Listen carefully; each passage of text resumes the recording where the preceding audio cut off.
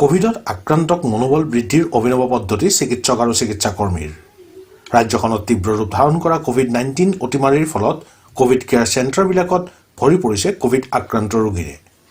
Covid কেন্দ্ৰবিলাকত যিহেতু বিশেষ তত্ত্বাৱধানে লোৱা হয়, উন্নত চিকিৎসা প্ৰদান কৰাৰ ব্যৱস্থা এইবোৰত যিহেতু নাই, সেয়েহে ৰোগীসকলৰ মনোৰঞ্জন আৰু মনোবল বৃদ্ধিৰ বাবে চিকিৎসক চিকিৎসাকৰ্মীসকলে গ্ৰহণ কৰিছে অভিনৱ পদ্ধতি।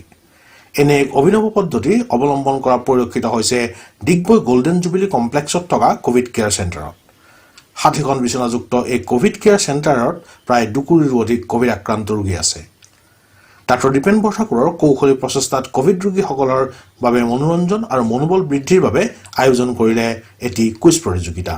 কোভিড-19ৰ দ্বাৰা আক্ৰান্ত হোৱাৰ আগত আৰু পাছত ল'বলগীয়া সাৱধানতা তথা সচেতনতা, ইয়াৰ প্ৰতিকাৰ আৰু প্ৰতিষেধক প্ৰয়োজনীয়তা শীৰ্ষক বিষয়ত 5জনকৈ 5টা দল ভাগ কৰি অনুষ্ঠিত কৰিলে প্ৰতিযোগিতা। বিজয়ীসকলক দিয়া হ'ল আকৰ্ষণীয় পুৰস্কাৰ। এনে প্ৰশংসনীয় পদক্ষেপক আদৰণি জনাইছে সমাজ সচেতন মহলে।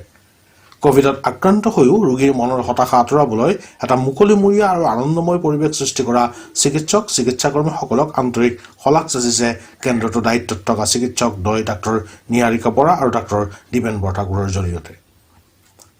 বিনন্দ কোঁৱৰৰ ৰিপৰ্ট, দেশৰ খবৰ, অসম।